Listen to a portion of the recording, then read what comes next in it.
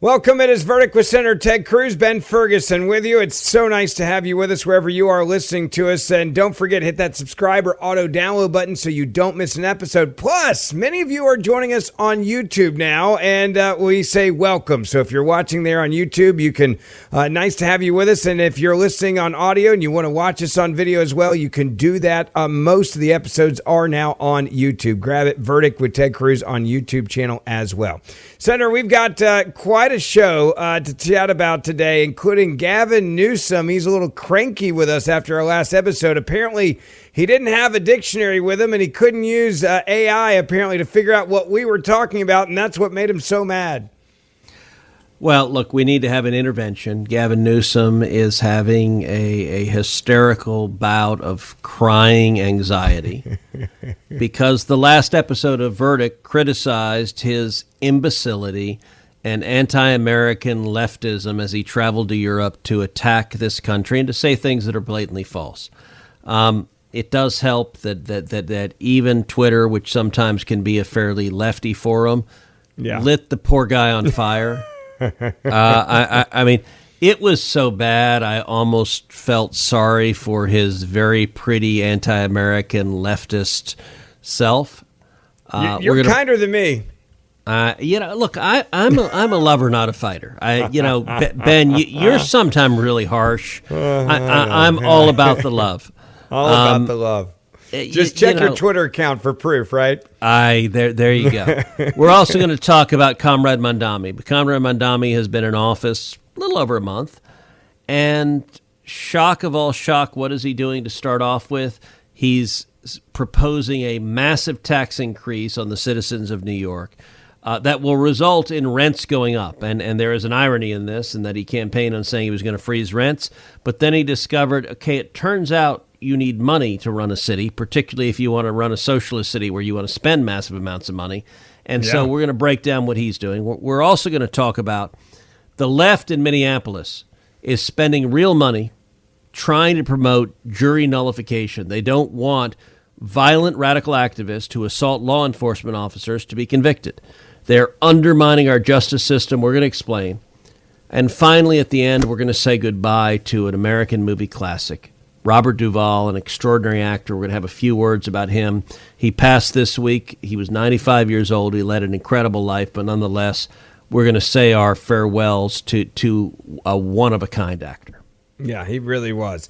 All right, if you have a dog, I've got a 13-year-old dog and a new puppy, and there's one thing I'm doing for both of them. It is giving them rough greens on their food, which is really helping them live a quality and the best life that you can give your dog. And I've been telling you about my older dog and some of the symptoms that he was having, slowing down and itching and having bad breath, losing interest in playtime. That is just part of the aging process, but it doesn't have to be. And after just a few weeks of rough greens, we start to see a real difference. The stuff is truly amazing. And if you have a dog you love, you've got to try rough greens for your dog for life. It not only supports long-term health by providing live, bioavailable nutrients, including essential vitamins, minerals, probiotics, and digestive enzymes, as well as omega oils. The ingredients work together to improve nutrition absorption and maintain joint and muscle health and enhance overall vitality, and you can witness it happen over weeks. So if you love your dog and you are ready to get your dog back to the way maybe he used to be and was more playful, then check out Rough Greens. It's so easy. You just put it on top of your traditional dog food, and that is it, and dogs absolutely love it. Go to roughgreens.com. That's RUFF, greens.com. Use the promo code VERDICT, and you're going to get a free Jumpstart trial bag. All you got to do is add Rough Greens to your dog's food. So you cover the shipping, that's it. Promo code VERDICT to claim your free Jumpstart trial bag at roughgreens.com. That's RUFFGREENS.com. Promo code VERDICT. Senator, I pride myself in being able to read the room, and you reluctantly said at the very end of the show we were going to talk about Robert Duvall's passing. I just am going to do that right now because you're such a movie buff guy, and this is this is me serving you, Senator, knowing that this is top of mind for you. And it's because of the movies that he was in. And let's just start with The Godfather real quick. Oh, look, Robert Duvall, he lived to 95 years old. He was an incredible actor. He's one of the greatest actors of his generation. He was in, his first major movie role was in To Kill a Mockingbird, where he played Boo Radley. And he had no lines, but he just simply through his face, he turned sort of a weird, freakish, scary guy into someone deeply empathetic. And it was an introduction to a career where he had classic roles. He had classic roles in Lonesome Dove, where he was the most badass Texas Ranger to have ever lived. He had a classic role in Apocalypse Now. Look, the phrase, "I love the smell of napalm in the morning." Yeah. Is an American classic, and for him to be squatting down, bare-chested, just explaining that, and the look of the young GIs looking at the guy going, "Dude, what?" Yeah, like that conveys a lot. But of all of the roles, the one that is my favorite, and it's a sentimental, is from The Godfather. He was Tom Hagen. He was the lawyer to the Corleone family. But he was an adopted brother. And of course, in the second movie, he gets let go by Michael Corleone because Michael says, "You're not a wartime consigliere, you're a peacetime consigliere." And the portrayal he plays of sort of the calm lawyer for the mob, lawyer for mass murderers. The lawyer comes in and says, "You don't want to screw with the Corleone family." I got to say, it's interesting. In 2011, Robert Duvall was named an honorary Texas Ranger. And it was his Lonesome Dove portrayal, but it is still, he was not actually a Texan. He was from California and Virginia and Maryland, but Texas loved him. Yeah. And he loved Texas. It was a mutual arrangement. I got to say, I'm sad. Look, at 95, every one of us is on a journey where we're going to shuffle off this mortal coil. But his acting body of work is incredible. It's incredible. He was very close with Gene Hackman, another one of my favorite actors, and Dustin Hoffman, another incredible actor. They used to be roommates. They worked together.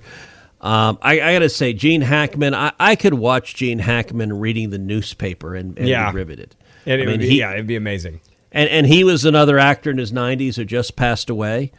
We're losing modern-day legends, but Robert Duvall, a life well lived, and actually, I'm going to call an audible. I'm ready. What is this? I want to play, and particularly for those of you watching this on YouTube, I want to play a clip from one of Robert Duvall's great moments. Give a watch. Now, just for context for everybody that's listening in the audio world only, this is a scene from back in 2003, Secondhand Lions, where two old guys walk into a bar with a bunch of young punks. Here it is. Hey, old man, how's that barbecue? Give me some. We're busy. We won't get lost, all right? What did you say? Here's a perfect example of what I've been talking about. Since this boy was suckling on his mama's, he's been given everything but discipline. And now his idea of courage and manhood is to get together with a bunch of punk friends and ride around irritating folks. Too good-natured to put a stop to it. Hey, who do you think you are, huh? Just dumb kids, huh? Don't kill him. Right. Hud McCann. I fought in 2 world wars and countless smaller ones on 3 continents. I led thousands of men into battle with everything from horses and swords to artillery and tanks. I've seen the headwaters of the Nile and tribes of natives no white man had ever seen before. I've won and lost a dozen fortunes, killed many men, and loved only one woman. with a passion a flea like you could never begin to understand. That's who I am. Show these old bastards who's tough. Get out your knife. Yeah. Now, boys, you're fixing to let those teenage hormones get you into world of trouble. Damn it, Garth, did I ask you to butt in? You just come out of the hospital. Well, there's only 4 of them. Yeah, but, well, look, you fight this one first, and then I'll let you fight the other 3 after, okay? Yeah. Watch this, kid. Now, you better pick that knife up, because, son, you're going to need all the help you can get. Come on, Frankie. Get him, Frankie. Cut him, Frankie. Get him, Frankie. Get him. Get him, Frankie. Cut him. Shoot. Oldest trick in the book. Oh, okay. You hold it wrong, son. Not like this. You always do it like this. Smooth. All right? Try it again. Come on, Frankie. Come on, Frankie. Get him. Get him, Frankie. Cut him. Cut him. You got it. You got it, Frankie. Stop.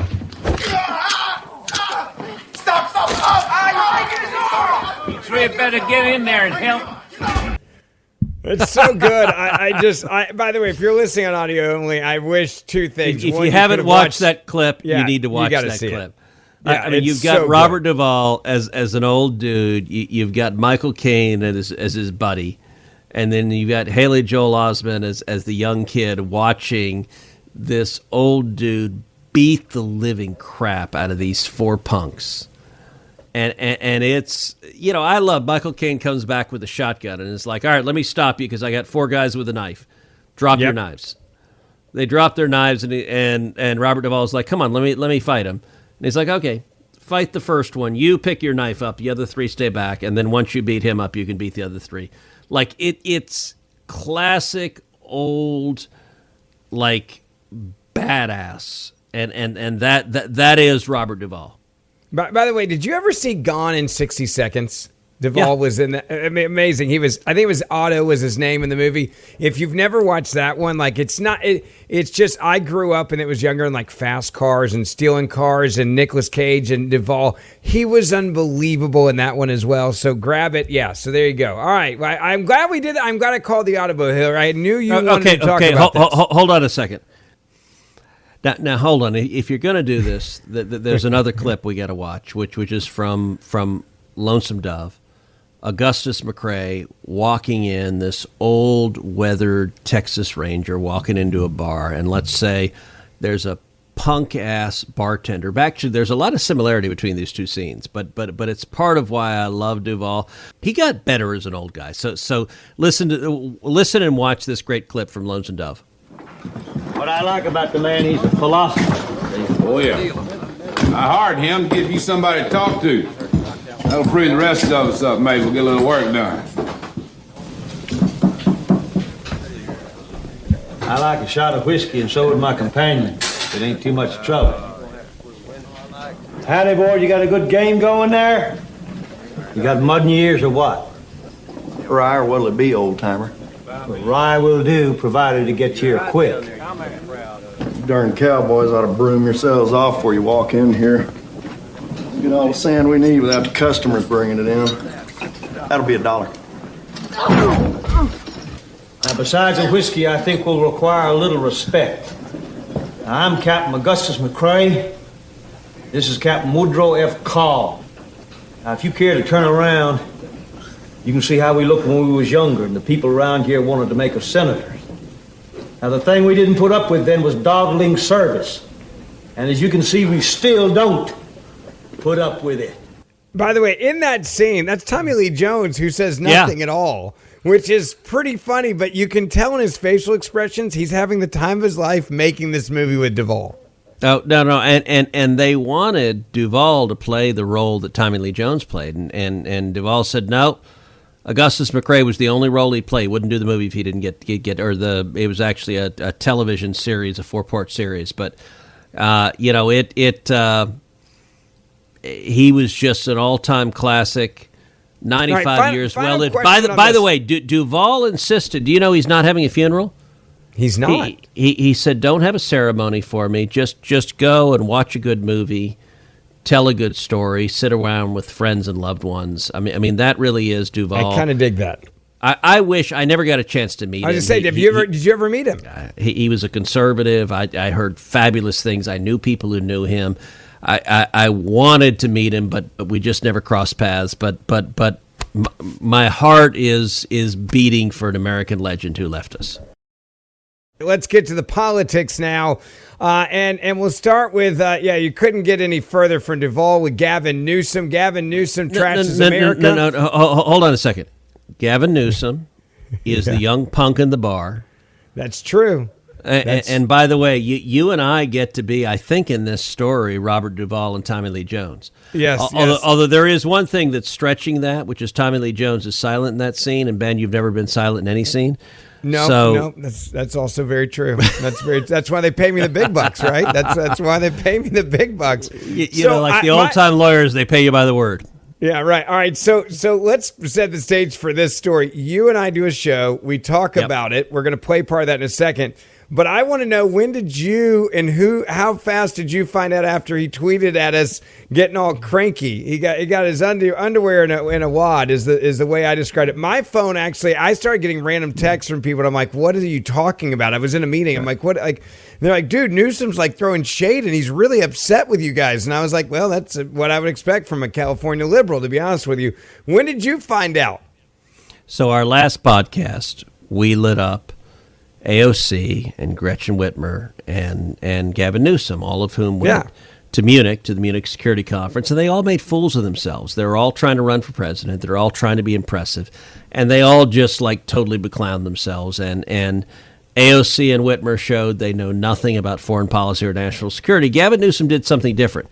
He just decided to demonize law enforcement, and he made a statement in particular. He said, no president has ever before federalized the National Guard, and that's just laughably false. So I want to play the clip from what we said in the very last podcast, and this is the clip that so triggered young Gavin. Listen. Let's be very clear, Senator. That is Gavin Newsom comparing American law enforcement to Nazis. Yep. Which by the way, is what Obama was doing too. By the way, just like AOC and Whitmer, Newsom is apparently thoroughly historically illiterate. He said we've never seen National Guards federalized in the states. I guess his history book does not discuss the civil rights movement. He's never heard of a president named Dwight D. Eisenhower. He's never heard of sending the National Guard into southern states when Democrats who refused to desegregate schools resisted. Eisenhower sent the National Guard in. The pattern is the same. In this instance, you have Democrats who are saying we refuse to comply with federal immigration law. Then you had, in the 50s and 60s, you had Democrats saying we refuse to comply with civil rights law. In both instances, it is lawless Democrats attacking law enforcement. Gavin Newsom is proudly following the tradition of Bull Connor, another Democrat politician. That's all that you really said, and then his response was a total freak out.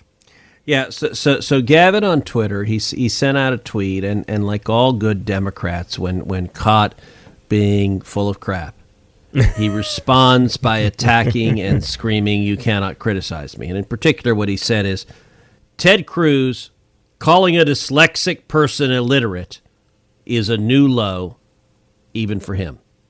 Now, let's start out. First of all, who the hell knew Gavin Newsom was dyslexic? I didn't know that. Did you know that, Ben? No, I did not. And it's funny. I'm dyslexic, but that doesn't mean you're stupid. By the way, by the way, I didn't know you were dyslexic either. Yeah, because I don't use it as a crutch. But since Gavin's bringing it up, like it's some you went off the rails on him. Like, how dare you do that? Like, I'm dyslexic doesn't mean you're dumb. It doesn't make you mean stupid statements because you're dyslexic. Like, you can still be intelligent and be dyslexic, buddy. So Gavin's defense is you're not allowed to criticize me because I have a disability. That is, if there's anything to embody the idiocy of today's Democrat Party, that does it pretty well. So it's interesting. I sent two responses. The first response I sent was, I didn't say you couldn't read, you clown, with the emoji of the clown. I said you were, quote, historically illiterate because you apparently have no idea that Eisenhower federalized the National Guard to stop Democrat governors from defying federal law. Specifically, On September 23rd, 1957, President Eisenhower issued Executive Order 10730, federalizing the Arkansas National Guard and ordering U.S. Army troops, the 101st Airborne Division, to Little Rock, Arkansas. Yep. This action broke the blockade by Democrat Governor Orville Faubus, allowing the Little Rock Nine to desegregate Central High School. Now, Gavin had no response to that. Now, I got to tell you, let me bring you a little bit inside the scenes. So my team had a different response that they suggested, and I have a whole social media communications team. They had a different response. Their different response was to send out a tweet with a GIF, and a GIF of Zoolander. It's a mini video, just so everybody that doesn't know what that is. Like, some people may not realize what that is. It's like the mini little video kind of thing you send out. So it's Ben Stiller as Zoolander, and he's looking down at a sign that says, the Gavin Newsom Center for what kids who don't know what historically illiterate means and who want to learn to do other stuff good too. So that my team put that together. I did not put that together. I saw that, and I sent mine instead. And then my team got all upset, and they're like, wait, you didn't like ours. And I said, you know what? Let's have a competition. Send that one too. Let's put them both out. And see which one wins. Both out in the internet and see which one wins. So as of, we're now 12:21 a.m., the Ben Stiller GIF, which was clever, has gotten 397,000 views. Okay. The one I wrote has gotten 1 million views. Yeah. So how long are you going to haze them on this data that you have that's undisputed? Okay. So not to brag too much, but I did beat the team by 250%. Just for everyone, I want to take them behind the scenes. When Senator, when you are correct and your team has these moments, I enjoy not being on that team. I enjoy being a spectator. Okay. But I do know But hold on. I'm going to be gracious for a minute. I'm going to be gracious for a minute. Although I got 2.5 times as much coverage as they did in terms of people watching it, I will say the comments on their GIF, the folks that saw it loved it. So I'm just going to go through a few. Joe Lonsdale, a good friend of ours, big tech entrepreneur, he's been on the podcast. He did the crying emoji. Another guy said whoever came up with this meme needs a raise. Another guy said, sir, this is a 10 for 10 post. It's too bad Newsom won't be able to read it. Another person had a GIF from The Simpsons. Hello, 911. I'd like to report a murder. Yeah. The volume of comments, the X-trolling continues. Good. A picture of Trump toasting. Crying Trump emojis. Cruz clearly won this round. Blah, ha, ha, ha, ha. It's like this put you in my top 5 favorite politicians. I'm really depressed. Who are the other 4? Yeah, right. Well done, good sir. Well done. Spitting out. He went to school at the Leering School. So the team is going to get accolades for quality over quantity. I gave them that. Actually, their comments, the people who saw it loved it. They're like, this is a friggin' great comment. And so, you know what? I said, I'm glad we sent them both. Yeah. We reached more people. Mine had kind of substance. I'm going to tell you another admission. You know how I wrote my tweet? Yeah. How? You do? How? No. I'm saying how. Tell me how. I know you said yeah. Oh yeah, no, I know you wrote it, but I can what people don't understand about you is when you can check out of any conversation if you have something clever that you want to get out into the world of the internet, as you described earlier. I would call it X, social media. I'm just gonna hit you on age there, like putting it out into the internet. Yes, okay, Al Gore, he created it back in the day.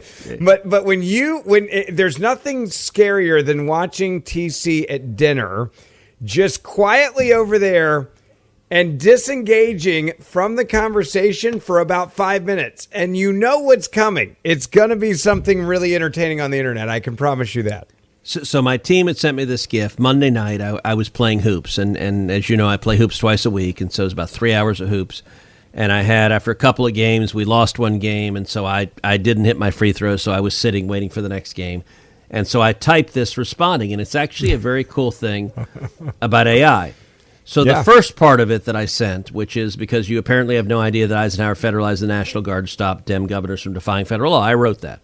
Yeah. But then I went to Google and I typed in Eisenhower federalizing National Guard because, I wanted a little more research. And Google AI, so the second paragraph of my tweet was written by Google AI.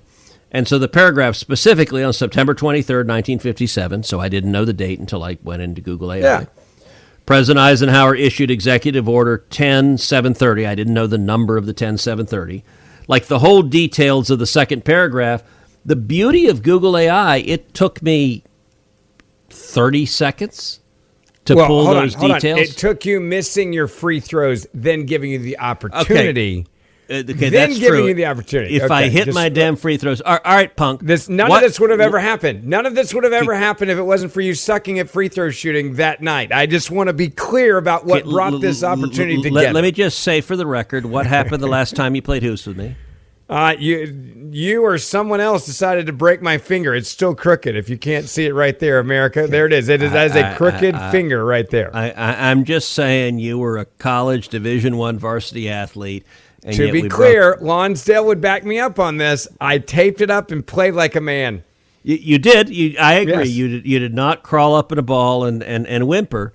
But I'm just saying, you broke bones when you decided to hoops with us. And I still hit my shots. You guys don't play fair. You get older, you start grabbing for stuff. You can't see straight if it's a hand or a ball. That's how old guys play. That's how old guys play. Exactly. So you miss your free throws. AI came and saved the day. You put out the tweet. Gavin shoots back, and that's how we got to where we are right now. But think about it. Even like a year ago, to put together the details of that tweet, I would have a year ago probably, if I wanted to have a little substance in the tweet, I might have sent you a get your text team involved. to my team, said, hey, research, give me the exact details. I know Eisenhower federalized the National Guard, but give tell me the when, specifics. who, what, when, where, and why, right? And someone would have researched it, they would have sent it to me, and then I would have included it. And instead, I just did it in between games. Like the whole thing took me maybe 3 minutes to type. So when did you see the Newsom response? Was it after missing more free throws, or was it later on? It was before the game, and to be honest, I only sat one game. I missed free throws and won most of the rest of the time, and the couple times I lost, I hit my free throws. But I did once miss my damn free throws. But the beauty of it is, it literally. So I had seen it before I started playing, and I'm like, no, and I'm sort of, I don't know about you, but like. When I'm thinking about something, I often will sort of put it out of my mind and let the back of my brain process it. You ponder for a little bit, and you go back, and then you come back to it, yeah. And it was sort of like, literally as I'm playing hoops, I'm chewing on what kind of response I want to have. And so then when I had a break, I'm like, all right, let me type it out. All right, I got to ask you, is Gavin Newsom on your top 5 liberals that you would love one-on-one debate with? Oh, look, I don't know. We talked about in the last podcast how I think Newsom and AOC are probably the top 2 Democratic contenders for the presidential nomination. We'll see. Neither of them know what the hell they're talking about. So I feel confident we will see them called to account. Well, there's always the Leering Center of Dyslexia. It could be in California. Gavin Newsom could be in charge of it. We know there's waste, fraud, and abuse out there. And by the way, Newsom's being a doofus has nothing to do with his being dyslexic. I didn't even know the guy was dyslexic. I've never been offended as being a guy that's dyslexic until I saw his tweet, and I'm like, dude, this is so out of bounds. Like, you have no idea what you're talking about. Like, you can be dyslexic and be brilliant. It doesn't mean that you're incompetent. And you can know something about history. Yes. Okay, fine. So you have a challenge reading because of a learning disorder. It doesn't mean you have to be ignorant of everything that has happened in American history. But when ideology trumps facts, that's when you say things like what Gavin Newsom did. By the way, it's also when you say things like AOC said, where she said, she got mad at Marco Rubio for talking about all the things we've inherited from Europe, including cowboy tradition that came from Spain. And she said, why don't you try asking Mexico and Africa about that? I will tell you on Twitter, I had fun. This was another thing I said. I just said, hey, Grok, where did the Mexicans get their horses? Yeah. And of course, Grok responded from the Spanish conquistadors in the 15th century, Cortez. By the way, I pointed out, it's a little ironic her name is Cortez, and she doesn't actually know about Cortez, like the Spaniards bringing horses and bringing... Look, yes, the Mexican vaqueros were a predecessor to American cowboys, but the Spanish vaqueros were a predecessor to the Mexican vaqueros. But you know what? A little Marxist like AOC or Gavin Newsom, they don't want to acknowledge that Europe existed or did anything good, and so they have to, because all is ideology. Europe must be evil. Yeah. You can't fix stupid, sir. You just can't fix stupid. All right, this is one of my favorite shows. I enjoyed this. We gave you a curveball there, and you got to do two things you love talking about. Don't forget, and we'll get to those other issues, I promise you, in future shows, so don't worry about that. Don't forget, we do this show Monday, Wednesday, Friday. Hit that subscribe or auto-download button wherever you get your podcasts. If you want to watch the show and you can see those clips that we were playing earlier, you can watch it on YouTube as well. And the Senator and I will see you back here on Friday morning.